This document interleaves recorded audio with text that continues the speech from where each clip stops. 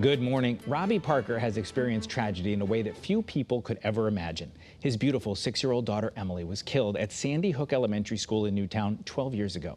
After her death, the conspiracy theories that her death and the deaths of her fellow students, teachers, and principal were all a hoax were put out into the world. One of the loudest voices was that of Alex Jones. Robbie Parker writes about it all in his new book. It's called A Father's Fight, taking on Alex Jones and reclaiming the truth about Sandy Hook. Robbie Parker joins us this morning. Robbie, thank you so much for being with us. I read the book. It's just a gripping account of what this was like from your perspective. What made you want to write it? Thanks for having me, Eric. Yeah, writing this book was never supposed to happen. This wasn't something that anybody was supposed to see. This was just my own process to try and figure out what grief was, and it snowballed into a lot more than I anticipated. And what I hope to accomplish in this book is just to really actually connect people to the grief process, what healing means for me, and hopefully they can connect that to things in their life that they need to heal from. And even though I have an outrageous story where I deal with a mass shooting and people with the likes of Alex Jones, there's a way to connect with my story and your story, and that's really what I hope to accomplish. And I was struck at the very beginning, before you even get into the story, you talk about visiting the memorial where the Sandy Hook Elementary School once stood. And you had a line in there that caused me to pause. It said you wanted to make sure they were more than just how they perished. And you told so much about Emily and about signs that you believe that she's sending to you and your wife now. Is that an important part of it? Is that her story is not just that she's one of those kids who died at Sandy Hook?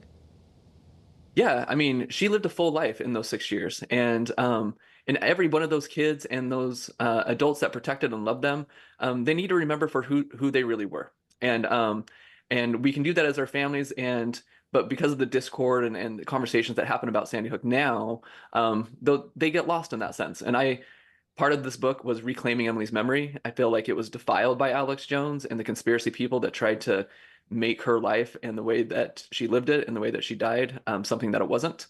And so reclaiming a lot of things about her and for me in my life was really important. You talk about the news conference that you gave very short in time, very close in time to the shooting, and wanting to come out and talk about your grief and talk about your daughter. And tell us about how that became sort of a symbol of these conspiracy crazies led by Alex Jones. That moment, that decision to talk about Emily turned out to be one you thought about a lot and still do, right? No, totally, absolutely. Yeah, I was just trying to get ahead of something that to me was quickly getting out of control. The media was relentless in coming to, I assume the other families, but to my family in particular as well. And they wouldn't stop, and I wanted to focus on grief. I wanted to focus on Emily and her sisters. And so I decided to give a statement, and that snowballed into something bigger than it was meant to be. And unbeknownst to me, I was the first parent that spoke publicly. And because I was the first person out there, there was a big spotlight on me that I never intended for. And that helped me become a target to Alex Jones. I did something, I was nervous, and I gave this kind of chuckle laugh thing as a way to kind of calm down. And they used that as fodder to say that I was acting and getting into character and that I was in cahoots with the government to abolish the Second Amendment. Just outrageous stuff. I know you talk a lot about the trial and about the humongous judgment that you and some of the other parents got against Alex Jones. I was struck. I just want to read you one line that you wrote and have you explain it to people. You said, when other people heard about the massacre of 6-year-old children at Sandy Hook and those who cared for them, they wept. When Alex Jones heard the same news, he salivated. Why do you believe he salivated? This was something that he had been building. I don't think it was specifically this thing, but he had been prepping his audience for the fact that people are out to get you, and they're trying to take away your rights, and we need to be leery of the government. And he said in his show, while I was in the firehouse waiting to learn if Emily was a victim or if she was alive, he was sowing to doubts to his audience that the government stages these things. This is a hoax. We need to be prepared to fight. So it was as if he had, over the years, compiled all this gunpowder, and he was waiting for the perfect match in which to strike it. And somehow Sandy Hook to him became that perfect match, and he struck it, and he he struck it rich for what it was that he was out to accomplish. Well, and you have the numbers, and I know you got a lot of these through Discovery for the trial, from 49 million views to InfoWars to 73 million just in that year after the shooting, and that this seemed to be something people grabbed onto. You had a lot of personal confrontations that you detail in a lot of detail, almost chillingly so, of people coming up to you on the street and yelling expletives at you in front of your family. Has that, now that you've had this court win, has that calmed down, or is that something you think you'll always deal with? I think that'll always be there in some sense. Anytime that I'm going to put myself out there, and that's why I didn't put myself out there for so long, was because I lived in a lot of fear. And I've done a lot of healing and a lot of processing, and I don't live my life from that place anymore. And that was part of the trial journey for me, was to reclaim that. And so they'll be there. I think they'll always be there. But I've come to realize that after 12 years, they're all saying the same things. Alex Jones is out saying the exact same things. All he does is instill fear and hatred into people, and he takes from them. He doesn't give anything. And what I hope to accomplish in this book is that I can give a lot more and bring people to find connection to their own stories, find healing from the things that they need to heal from in their lives. And that, again, there's not a lot of difference between me and what I've experienced and what other people have experienced. And together we can work together to bring hope and healing into each other's lives. You talk about your reaction every time there's another school shooting that unfortunately happens too often, and having to process a lot of this over again. Is there a message from this book, whether it's somebody who's dealt with an enormous loss as you have, or any loss in their life? Is there something you hope they can get out of your experience and maybe use in their own world?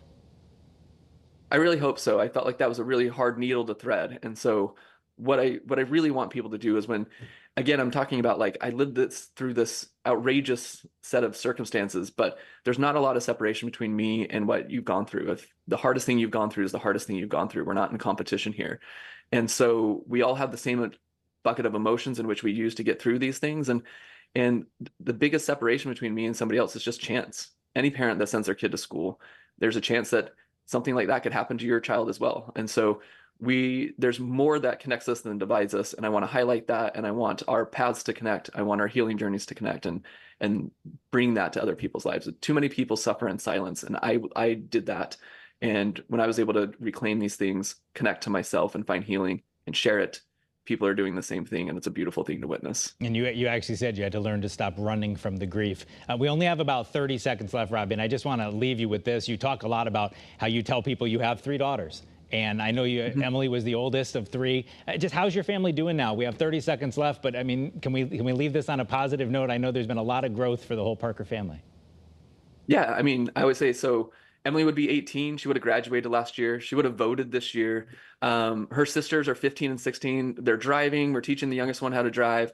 They have healthy relationships. They're connected to who they are. They're engaging with the world, and they're living exactly who they are. They are more than just the story about what happened to our family. They're living their own lives, and it's beautiful to witness. Well, that certainly is an inspirational thing to think about, that the family goes on even despite such an enormous loss. And I think it was awfully brave of you to share all of this. You said you didn't really start out with that goal, but I think anyone who's experienced a big loss, or even just watched from afar about the Sandy Hook story, will get a lot out of the book. We appreciate you being with us, and we congratulate you on an excellent book. It's very touching. Thanks for reading it and having me on. I appreciate it. All right. Again, the book is called A Father's Fight, Taking on Alex Jones and Reclaiming the Truth About Sandy Hook. It's available at local bookstores and, of course, online.